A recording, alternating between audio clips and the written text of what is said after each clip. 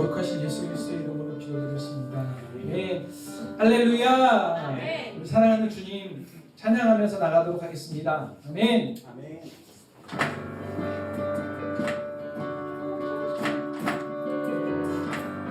주의 이름 송축하리, 주의 이름 송축하리, 주의 이름 송축하리, 지존하신 주의 이름 찬양. 주의 이름 송축하리, 주의 이름 송축하리, 지존하신 주의 이름 찬양. 주님의 이름을 강한 성을 그곳에 달려가자 안전하리. 주님의 이름을 강한 성을 이곳에 달려가자 안전하리. 거룩하신 주의 이름, 거룩하신 주의 이름, 거룩하신 주의 이름 찬양. 거룩하신 주의 이름, 거룩하신 주의 이름, 거룩하신 주의 이름 찬양. 주님의 이름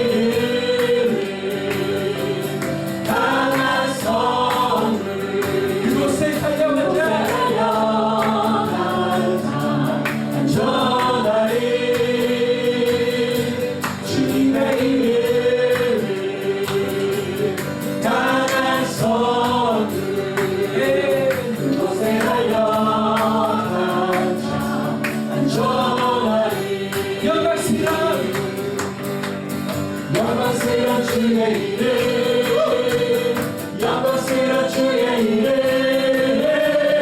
영광스러운 주의 이름 찬양. 영광스러운 주의 이름, 영광스러운 주의 이름, 영광스러운 주의 이름 찬양. 주의 이름은 주님의 이름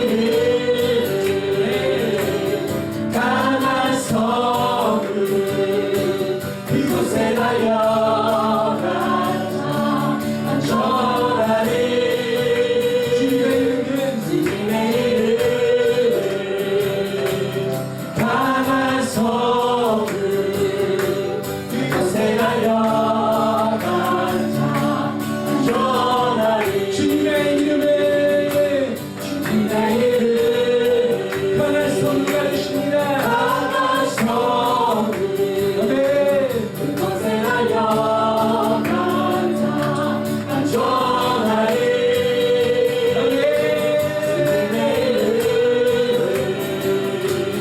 강한 성을 그곳에 달려가자 안전하리. 주 예수의 이름 높이세, 주 예수의 이름 높이세. 온 땅에 넘는 깃발처럼 모든 사람 진리를 보며 그 대신 주를 알리. 주 예수의 이름 높이세.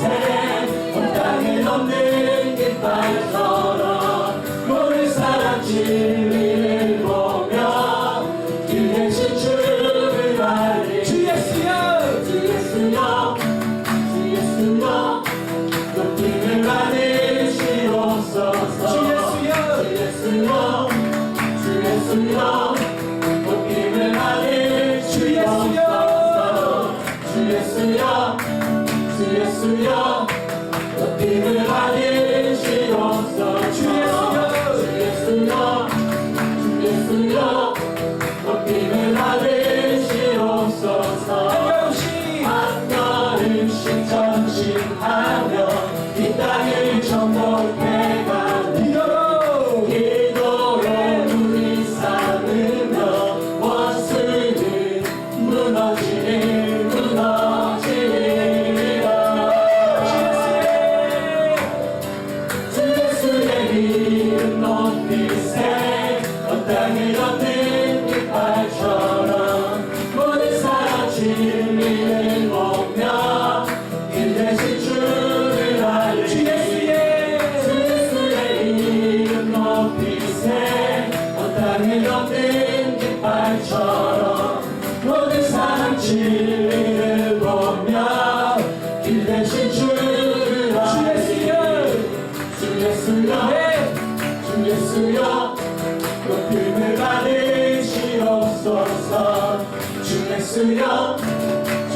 예수여 높임을 받으시옵소서 주 예수여 주 예수여 높임을 받으시옵소서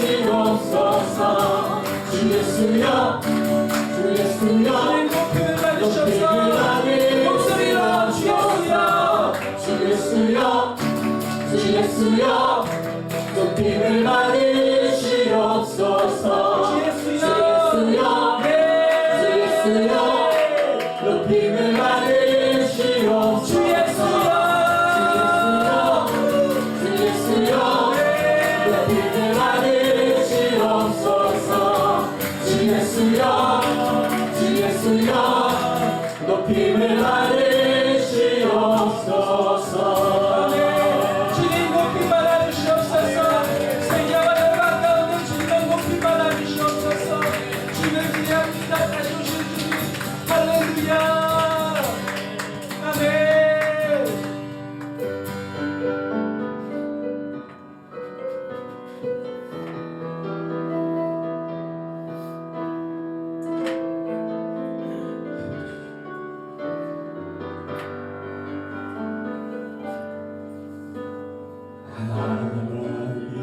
하나님이시여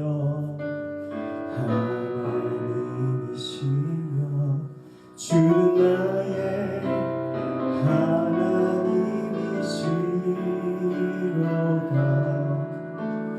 나의 마음 주를 갈망하며 이제 내가 주께 고백하노라 여호와님 아멘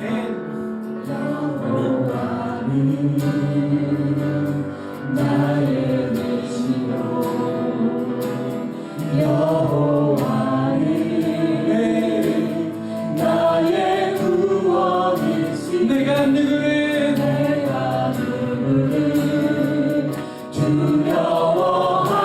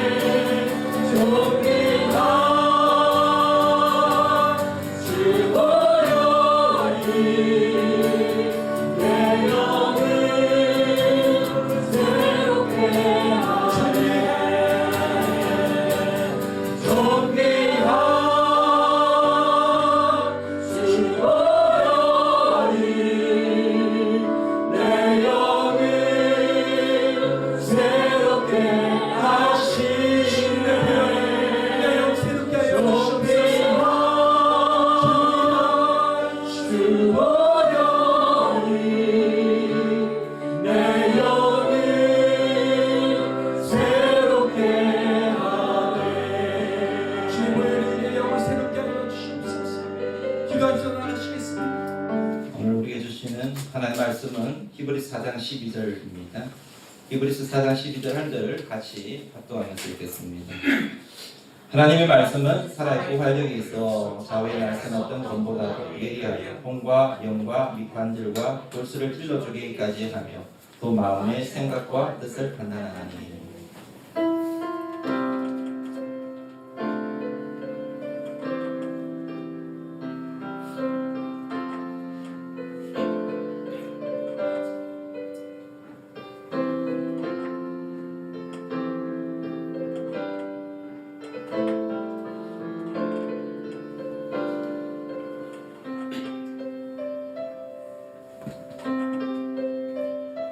주여 나를 사용하소서.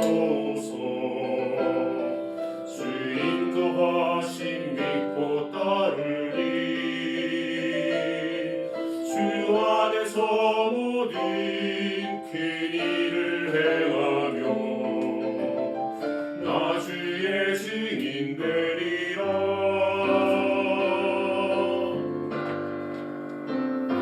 주여 나 사용하소서.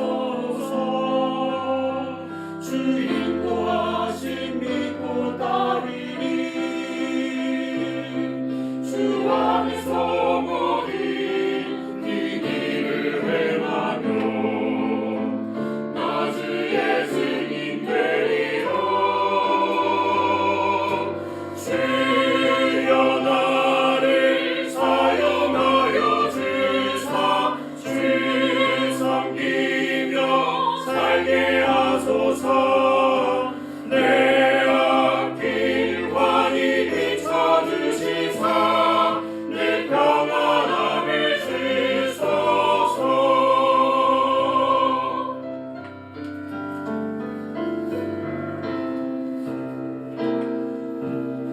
나의 생명 드리니 주여 받아주셔서 세상 살아갈 동안 찬송하게 하소서. 찬송하게 하소서.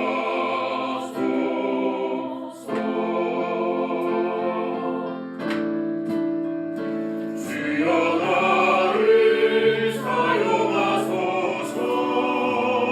주 말씀의 언약을 지키리. 주 영광 돌리며 주 찬양하리라. 그 기쁨 열리 전하리. 주여 나를 사용하여 주 섬기며 살게 하소서. 내 앞길 환히 비춰주시사 내 평안함을 주소서.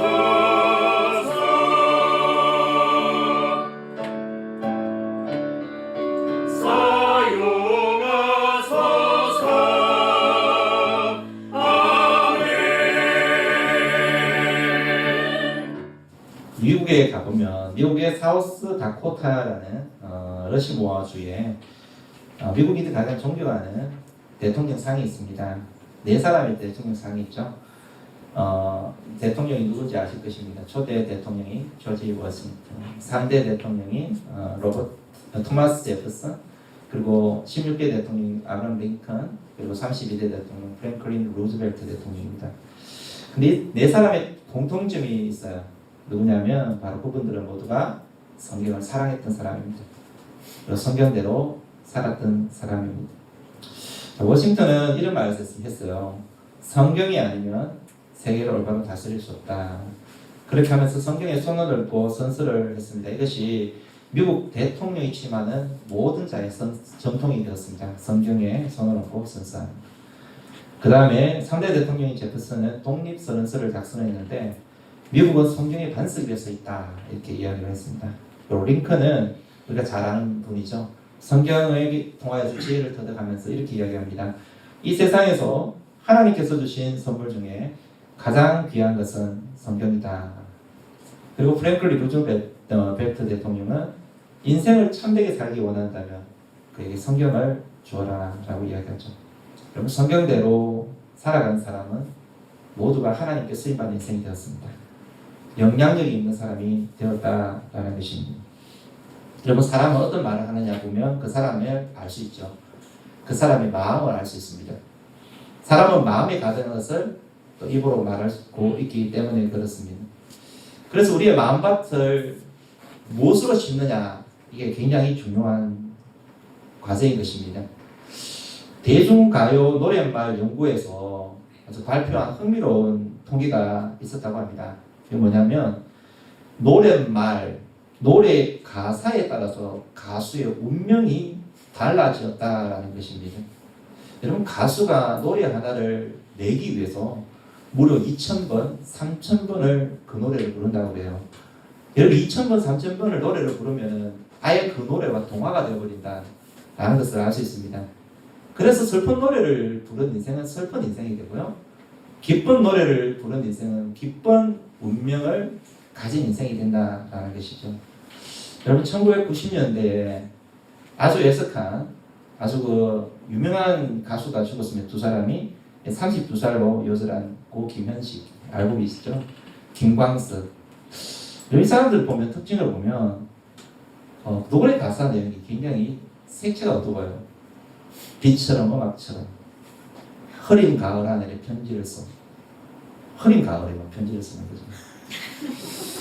여러분, 사의 찬미를 불렀던 윤덕심이라는 사람은 죽을 사자거든요. 죽음을 찬미한다. 결국은 자살로 인생을 마감합니다. 가수 남민수라는 사람은 눈 감아 들이리, 이 노래를 부르다가 41살에 요절을 하게 되고, 목포의 눈물을 불렀던 이난영이라는 분은 목포의 눈물처럼 슬픈 인생을 살다가 가슴앓이 병으로 49살에 죽게 됩니다. 차중락이라는 분은 낙엽 따라 가버린 사람, 그래서 29살에 나이로 요절을 했다고 그래요. 김종호라는 가수는 간다 간다 나는 간다, 장송국 같은 그런 노래를 부르다가 33살에 죽음을 맞이했다라고 이야기합니다. 무슨 노래를 부르느냐, 이제 인생을 살아가면서 내가 어떤 노래를 부르는 게 굉장히 중요하다는 것이죠. 반면에 행복한 노래를 불렀던 인생, 긍정적인 노래를 부른 인생은 행복한 삶을 살았다라는 거예요. 여러분, 나는 행복합니다. 아주 옛날 노래이긴 하지만 이 노래를 불렀던 윤향기라는 가수가 있습니다. 최근에 이찬원 씨가 이 노래를 다시 리메이크해서 불렀는데요. 이 노래를 부른 이 윤향기 씨는 그 노래를 부르면서 인생이 역전합니다. 행복을 얻게 되었던 것입니다. 이분은 어려서부터 부모를 잃고 동생 용복희 씨와 가장 외롭게 그렇게 살았던 분입니다. 근데 이분이 나는 행복합니다 라는 노래를 부르면서 인생이 바뀌었다는 것입니다. 그 노래를 보면은 나는 행복합니다, 이런 노래입니다. 가사를 한번 보십시오. 나는 행복합니다. 나는 행복합니다. 나는 행복합니다. 정말 정말 행복합니다. 기다리던 그날이 왔어요. 즐거운 날이에요. 움츠렸던 어깨, 답답한 가슴을 활짝 펴봐요. 뭐 이런 노래입니다. 근데 그분이요, 이 노래를 부르고 변화돼가지고 나중에는 신학교를 들어가게 되고 목사님이 되죠. 그리고 신학대학까지 세웁니다. 예음신학대학교라고. 그래서 행복한 목회를 하고 있다라고 이야기를 하고 있습니다. 아직까지 살아계십니다. 여러분, 예수님을 믿는 사람의 입에서 나오는 말, 기쁘고 즐거운 말이 되어야 될 줄 믿습니다. 긍정적인 말이 되어야 될 줄 믿습니다. 저는 여러분의 입술 속에서 그런 말이 나오는 그런 말처럼 살아가는 그런 인생이 될 수 있기를 주님의 축원드립니다. 여러분이 부르는 노래도 희망의 노래, 기쁨의 노래, 소망의 노래, 여러분 그런 노래가 여러분 입술을 통해서 나올 수 있어야 될 줄 믿습니다. 예수 믿는 인생은요, 행복을 노래할 수 있는 자격이 있는 사람이라는 것입니다. 왜 그렇습니까? 예수님께서 우리의 죄를 위해, 나의 죄를 위해서 이 땅에 오셔가지고 십자가에 못 박혀 친히 예수님께서 살과 피를 흘리시면서 우리를 위해 죽어주셨습니다. 그리고 우리를 위해 죽어주심으로 말미암아 죄와 사망의 권세에서 우리를 구원해 주셨기 때문에 그렇습니다. 할렐루야. 이 사실을 믿고 살아가는 인생은요, 슬퍼하거나 절망할 이유가 하나도 없다라는 것이죠. 우리는 행복할 이유가 있는 것입니다. 따라해봅니다. 우리는 행복할 이유만 있습니다. 행복할 이유만 있습니다. 사실 꼭 명심하시길 축복합니다. 그리고 또 하나 여러분, 이런 행복한 삶을 지속적으로 간직하면서 살아가는 인생은요, 예수님을 믿을 뿐만 아니라 우리가 믿는 이 믿음 위에 여러분 믿음이 가진 이 마음밭에 무엇을 심어야 되냐면 말씀을 심어야 된다는 것입니다. 이게 참 중요한 것입니다. 믿음이 있다 하지만은 그 마음밭에 말씀으로 채워지지 않는다고 한다면은 믿음이 자랄 수가 없는 것입니다. 믿음이 자라지 않으면은 열매를 맺을 수가 없다라는 거예요. 지속적으로 행복한 인생을 살아갈 수가 없다라는 것입니다. 어떤 목사님에게 들은 이야기인데요. 여러분 신천지 2단이잖아요. 2단 신천지. 여러분 신천지 같은 이 2단은요. 거기에 한번 이렇게 전도대가 오면은 그 사람들을 훈련하는 프로그램이 있는데 이 프로그램에 3개월만 딱 참여하게 되면요. 그 2단의 세뇌가 돼가지고 2단을 벗어날 수가 없는 사람이 되어버린다. 근데 더 무서운 것은요. 운동권 학생들 있잖아요. 운동권 학생들. 옛날에 이제 운동권 이렇게 이 운동권 하는 학생들은요. 단 1개월 합숙 훈련하면서 사상 교육을 받는데 그 교육을 한번 받게 되면요. 자기가 그 주장하는 그 운동권 사상에 목숨을 거는 인생이 되어버린다는 것입니다. 근데 우리의 신앙은 왜 자라지 않는 것일까? 왜 우리의 신앙은 자라지 않는 것이? 교회는 다니는데 왜 신앙은 자라지 않는 것일까? 여러분 교회는 다니지만은 우리의 내면에 채우는 것이 없기 때문에 그런 것입니다. 여러분 신앙생활 오랫동안 하고 있다고 하지만은 내면이 허하면은요 절대로 자랄 수가 없는 것입니다. 믿음이 자라지 않는다는 것입니다. 여러분 우리의 내면을 하나님의 말씀으로 채워야 될 줄 믿습니다. 이게 우리가 살 길인 것입니다. 여러분 우리의 이 공허한 내면을 말씀으로 채워야 되는 것입니다. 그것이 내가 사는 길이고 우리의 자녀가 살 길이다라는 것입니다. 하나님께서는 당신의 말씀으로 채워진 인생을 기뻐하십니다. 그리고 당신의 말씀으로 가득 찬 인생을 하나님께서는 사용하시는 것입니다. 여러분 한번 생각해 보십시오. 왕이 어떤 신하를 기뻐하고 어떤 신하를 쓸까요? 왕의 말을 잘 받아들이고 왕의 말 잘 이해하고 여러분 왕의 말로 충만한 인생, 그 인생을 왕은 쓰시는 것입니다. 마찬가지입니다. 하나님께서도요. 우리 인생을 어떤 인생을 기뻐하시고 어떤 인생을 사용하는 것일까요? 여러분 하나님께서 주시는 그 말씀으로 가득 찬 인생, 그 말씀을 잘 이해하는 인생, 그 말씀을 잘 따르는 인생을 사용하는 것입니다. 아무쪼록 여러분도 말씀의 사람이 되어서 주님께 쓰임받는 한 번밖에 없는 우리 인생, 주님께 쓰임받는 그런 복된 인생이 되시기를 주님의 이름으로 축원드립니다. 자, 오늘은 특별히 여러분 우리가 읽은 이 말씀을 보면 하나님의 말씀이 어떤 능력을 가지고 있는가 그것을 말해주고 있습니다. 자, 여러분 12절 말씀을 합독해서 우리 한 번 더 읽어보도록 합니다. 시작. 하나님의 말씀은 살아있고 활력이 있어 좌우의 날선 어떤 금보다도 예리하여 혼과 영과 및 관절과 골수를 찔러 쪼개기까지 하며 또 마음의 생각과 뜻을 판단하니. 자, 본문을 보니까 하나님의 말씀은 살아있다라고 말씀합니다. 따라해봅니다. 하나님의 말씀은 살아있습니다. 여러분 하나님의 말씀은 살아있다. 이게 엄청난 표현이거든요. 엄청난 정의거든요. 여러분 우리가 가지고 있는 이 말씀이 우리가 보고 있고 여러분 우리가 가지고 다니는 이 말씀이 문자로 기록되어 있지만 이 말씀이 살아있다는 것입니다. 이게 엄청난 말인 것입니다. 여러분 하나님의 말씀이 살아있다는 것은 여러분 다르게 표현하면 왜 살아있는 것일까라는 거예요. 여러분 이 하나님의 말씀의 저자인 하나님이 살아계시기 때문이에요. 예수님이 살아계시기 때문인 것입니다.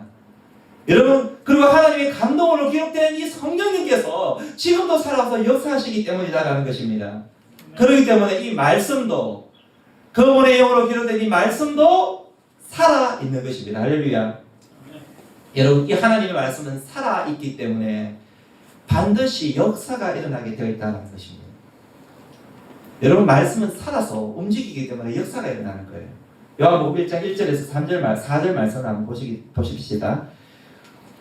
우리 같이 한번 읽어봅니다.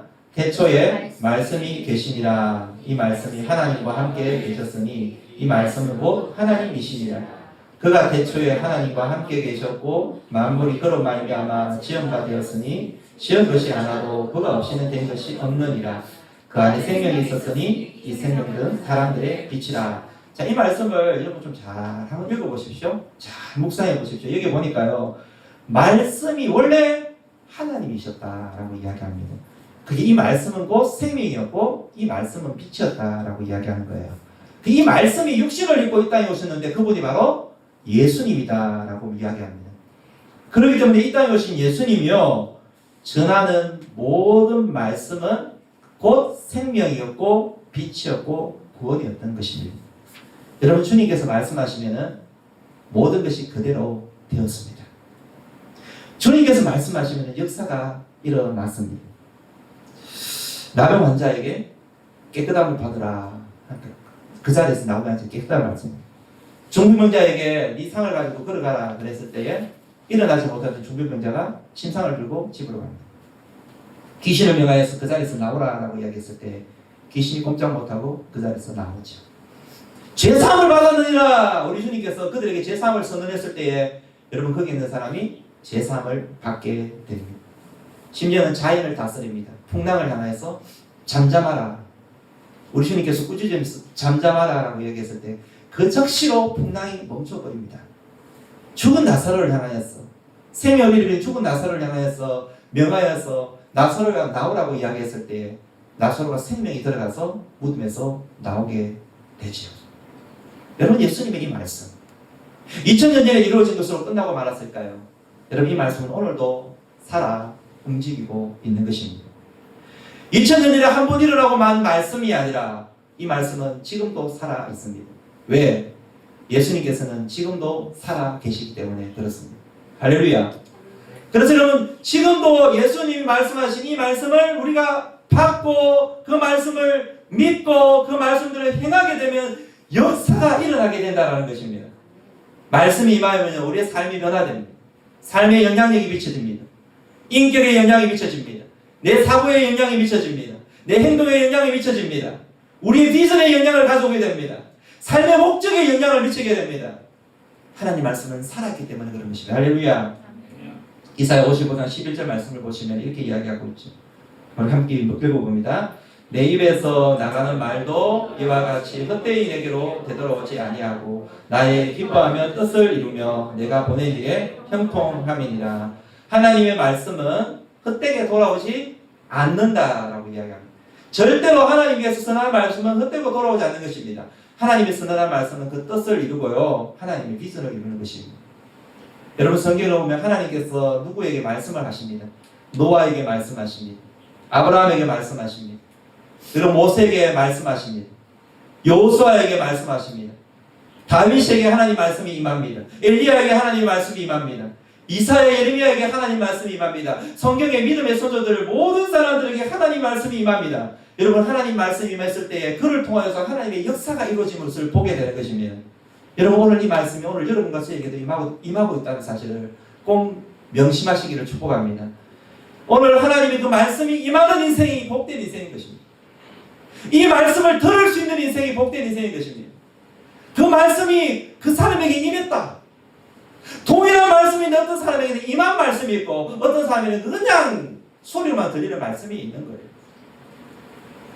이 말씀이 임할 때 그 인생이 변화되는 것이에요. 할렐루야. 여러분, 사실 이 혼란스러운 이 세상에, 이 분주한 이 세상에, 이 바쁘게 살아가는 이 세상에 여러분, 누구의 말을 듣기를 원하십니까? 어떤 음성을 듣기를 원하십니까? 하나님의 음성에 귀를 기울이시는 우리 성도들 되시기를 축복합니다. 요즘은요, 코로나가 이제 좀 다시 이렇게 조금 이렇게 유행할 조짐을 보이니까 온 기관에서 얼마나 메시지가 많이 날라오는지 모릅니다. 위챗으로 연결된 곳에 보면 전부 이렇게 메시지가 조심해라 이런 메시지고, 방역에 유의해라, 어디 들들 가지 마라, 춘절이라도 집에 머물러라, 이런 이야기들 막 나오는 거예요. 그런 소식에 귀를 막 기울이지 않습니까? 그죠? 상해에서 몇 명이 또 생겼더라, 무석에서도 생겼더라, 오강에서도 생겼는데 루머더라, 소주 중심에서 생겼는데 그것도 또 루머더라, 이렇게 이야기하면서 그게 민감한 거예요. 그런 어떤 소식에 좀 민감한 것입니다.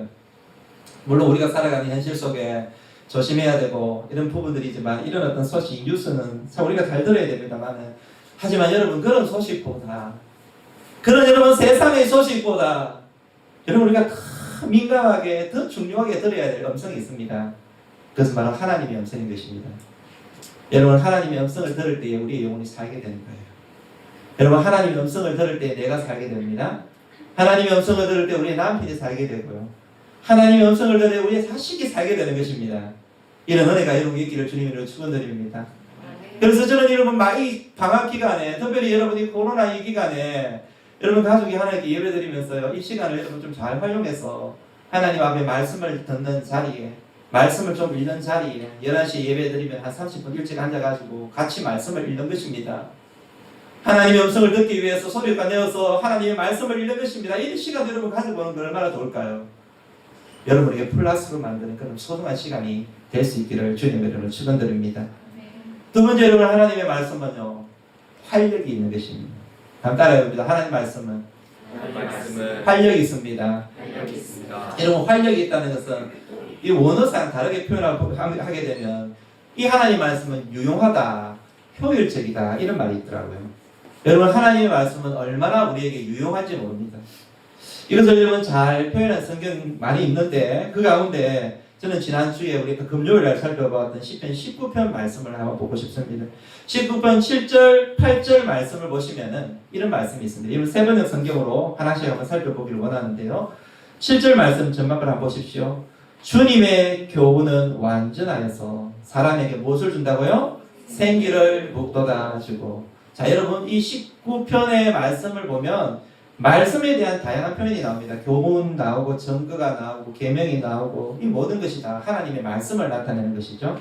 하나님의 말씀은 우리에게 생명력이 넘치게 하는 거예요. 생기를 준다는 것은 생명력을 넘치게 하는 것입니다.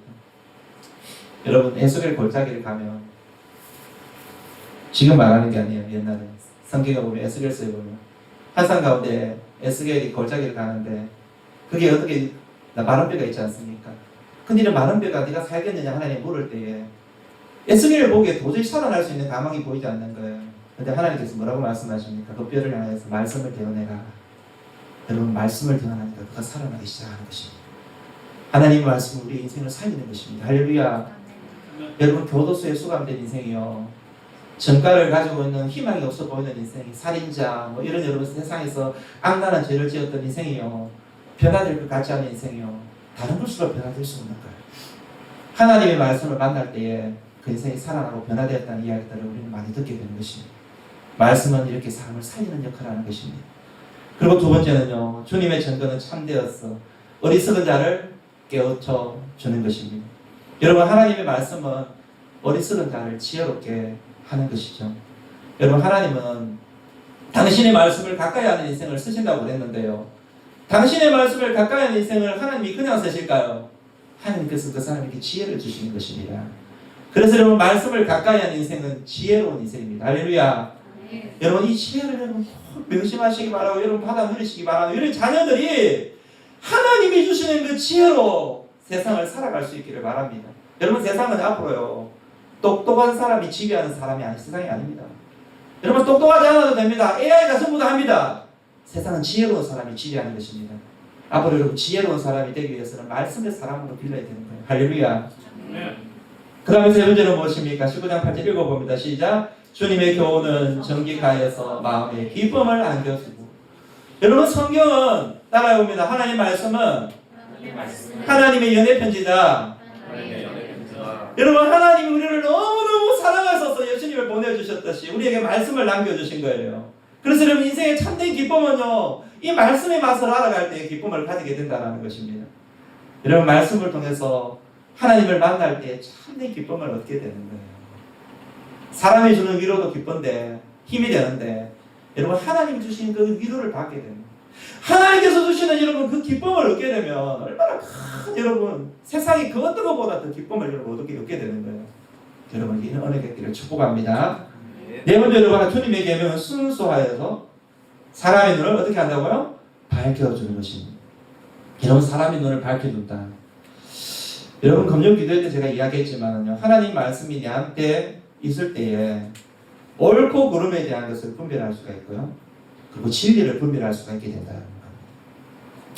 여러분, 제가 여러분에게 예언을 안 하면요, 오늘 앞으로 살아가는 우리 세상은요, 점점 혼란스러운 세상이 될 것입니다. 무슨 말인지 이해가 되시나요? 앞으로 우리가 살아가는 세상은요, 점점 카오스 같은 세상이 될 것입니다. 혼란스러운 세상이 될 것입니다. 무슨 말이냐면, 여러분, 앞으로 세상은요, 진리가 무엇인지를 아주 모호하게 표현합니다. 앞으로 사는 세상은요, 선과 악에 대한 기준이 점점 모호해집니다. 진리와 비진리에 대한 기준이 모호해집니다. 여러분, 착하고 악한 것에 대한 그 기준도 아주 모호해지는 세상이 될 것입니다. 잘못된 것을 잘못되었다라고 분명하게 이야기할 수 있어야 되는데, 여러분, 잘못된 그것도 어떻게 생각하면 잘못이 아니라고 세상을 생각하는 그런 세상이 되어가는 것입니다. 그러니까 얼마나 여러분 혼란스럽겠습니까? 정직한 자가 세상을 이끌어가야 되는데 정직하지 않아도 돼라고 생각하는 것이 앞으로 살아가는 세상이 된다는 거예요. 여러분, 온통 불의한 것으로 회색 지뢰 같은 세상이 되는 거예요. 여러분, 그런 세상에서 여러분 신앙을 지켜간다는 게 쉽지 않은 것입니다. 그래서 여러분, 이런 세상 우리가 정말 살아가기 위해서, 이 세상을 살아남기 위해서, 이런 세상 속에서 우리가 하나님의 자녀로 살아남기 위해서 우리에게 필요한 것이 있다면 그것은 바로 하나님의 말씀으로 무장하는 것입니다. 주님의 계명은 순수하여서 우리의 눈을 밝혀주기 때문에 그렇습니다. 세상을 이기면요, 우리의 믿음인데 이 믿음은 결국 말씀으로 도는 것입니다. 잘 하십시오. 여러분, 자녀들이 품에 있을 때에 할 수 있으면 자녀들에게 말씀을 많이 먹이십시오. 여러분, 말씀을 많이 보고 많이 묵상하고 하나님 말씀의 사람이 될 수 있도록 여러분이 도와주시고 같이 자라갈 수 있기를 주님으로 간절히 축복드립니다. 여러분, 아무쪼록 예수님이요, 세상을 무엇으로 이겼었습니까? 말씀으로 이겼습니다. 마귀의 유혹을 무엇으로 이겼습니까? 말씀으로 이겼습니다. 우리도 마찬가지인 것입니다. 여러분, 말씀으로 무장할 때 세상을 이길 수가 있는 거예요. 할렐루야. 또한 여러분, 이 말씀은요, 좌우의 날선 어떤 금보다도 더 예리하다라고 이야기하고 있습니다. 4장 12절을 같이 읽어보겠습니다. 시작. 하나님 말씀은 살아있고 활력이 있어 좌우의 날선 어떤 것보다도 예리합니다. 여러분, 이 말씀이 얼마나 예리한지, 얼마나 날카로운지 되기만 해도, 여러분, 되기만 해도 쫙 다 베어져 버리는 거예요. 날카로워서, 너무 날카로워서. 그래서 여러분, 살아있고 활력이 있어 좌우의 날선 어떤 것보다 더 예리하다고 말씀하시잖아요. 그래서 뭐라고 이야기하냐면 혼과 영과 및 관절과 골수를 찔러 쪼개기까지 한다라고 이야기합니다. 여러분, 여기서 찔러 쪼갠다는 것은 무슨 표현이냐면 관통해버린다는 것을 이야기합니다. 무딘 칼은 절대로 관통할 수 없죠. 근데 여러분, 얼마나 날카롭길래 그것을 관통해버린다는 거예요. 찔러 쪼갠다는 것입니다. 여러분, 이것은 한번 따라합니다. 말씀의 파괴력. 여러분, 말씀의 파괴력입니다. 말씀의 힘입니다. 하나님의 말씀에 한번 부딪히게 되면요, 그 인생은요, 그 영혼도 그 육신도 완전히 아작나버린다는 것을 우리들에게 말해주고 있다는 것입니다. 여러분, 이것은 상징적인 비유의 것이죠.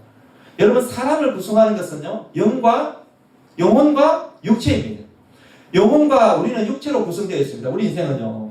그런데 여러분, 하나님이 말씀에 한번 우리 가운데 임하게 되면요, 우리의 영혼을 완전히 뒤집어 놓아버린다는 것을 이야기하고 있는 것입니다. 무슨 말입니까? 그렇게 강팍한 영혼, 여러분, 죄와 교만으로 강팍한 인생이, 전혀 변화될 것 같지 않던 인생이, 바뀔 것 같지 않던 인생이 하나님의 말씀에 한번 딱 부딪혀버리면요, 완전히 그 사람이 다른 사람이 되어버린다는 것입니다. 강박한 그 영혼이 완전히 쪼개져 버린다는 것입니다. 대표적인 사람이 성경에 보면 바울입니다. 바울. 여러분, 바울이 얼마나 강박한 인생입니까? 여러분, 자기 세상에 완전히 사로잡혀가지고 변화될 것 같지 않던 인생, 자기 의로움에 사로잡혀 있던 그 인생, 그런 인생 아닙니까? 자기는 완벽하다고 생각하며 살아갔던 인생 아닙니까? 그런 강박한 인생이 전혀 변화될 것 같지 않았지만 하나님의 말씀에 부딪히게 되니까, 하나님을 만나게 되니까 완전히 바뀌게 되는 것이에요. 여러분, 주변에 하나님이 바뀔 수 없는, 하나님이 변화시키지 못한 사람은 아무도 없습니다. 할렐루야. 하나님을 만나고 말씀이 그 가운데 임하게 되면 바뀌게 된다는 것입니다. 그리고 여러분 하나님의 말씀은 영혼만 변화시키는 것이 아니라 우리의 육신도 굴복시키는 것을 알아야만 합니다. 관절과 골수를 찔러 쪼개기까지 한다. 이것은 여러분 육신의 삶을 완전히 바뀌어버린다는 것을 이야기하고 있는 것입니다. 여러분 관절은 여기 제가 조사를 해봤어요. 관절은 우리 몸의 마디를 이야기합니다. 관절. 마디는 관절로 되어 있습니다. 골수는 뭐냐면 골수는 피를 형성하는 기관이라고 그래요. 이것을 찔러 쪼개기까지 한다라는 것은요. 가만히 생각해 보니까 우리의 육신을 완전히 굴복시킨다는 것을 나타내더라고요. 여러분 예수님을 믿어도 세상적 습관을 고치기가 참 여간 힘들지 않죠? 여러분도 아마 그런 사람들이 있을 거라고 생각합니다. 근데 여러분 세상의 습관을 잘 고치지지 않는데 여러분 이 세상적인 습관이 언제 고쳐지느냐라는 것입니다. 말씀에 부딪히게 되면 고쳐지더라고요. 말씀이 그 가운데 한번 딱 부딪히게 되면요 하나님 말씀 앞에 꼬꾸라지게 될 때에 습관이 바뀌게 되는 것이에요. 이건 굉장히 큰 축복입니다. 내가 변한다는 것은요 내가 세상적인 것을 버리고 주께 돌아와서 내가 바뀐다는 것은 얼마나 큰 축복입니까? 여러분 이건 은혜가 우리 모든 삶 속에 여러분 삶 속에 있기를 주님으로 축원드립니다. 아멘. 어거스틴이라는 분이 있었어요. 여러분 잘 아시죠? 지금은 성 어거스틴이라고 이야기하면 여러분 그 당시에는 어거스틴이 젊은 시절 굉장히 허랑방탕했던 많은 방탕하였습니다. 청소년기에 얼마나 타락을 했는지 부모님 품을 떠나가지고 바깥에 나가서 살아가다가 사생활까지 나왔던 그런 인생입니다. 그런데 이 인생이 어떻게 바뀌게 된지 아십니까? 하나님의 말씀을 통하여서 바뀌게 되었습니다. 어느 날 하나님의 말씀을 펴서 읽으라는 음성을 들으면서 말씀을 폈는데 로마서 13장 12절에서 14절 말씀을 읽게 된 것이죠. 읽어보겠습니다. 밤이 깊고 낮이 가까웠으니 그러므로 우리가 어둠의 일을 벗고 빛의 갑옷을 입자. 낮에와 같이 단정히 행하고 방탕하거나 술 취하지 말며 음란하거나 허세하지 말며 다투거나 시기하지 말고 오직 주 예수 그리스도 옷 입고 정욕을 위하여 육신의 일을 도모하지 말라. 정욕을 위하여서 육신의 일을 도모하지 마라. 예수 그리스도 옷 입어라. 하나님을 속으로 들리게 된 것입니다. 여러분 사람이 변화시키지 못하는 건 하나님께서 변화시키는 거예요. 오늘 우리 삶 속에 있는 하나님의 능력을 경험하며 사시는 복된 인생이 되시기를 주님으로 축원드립니다. 기도하겠습니다.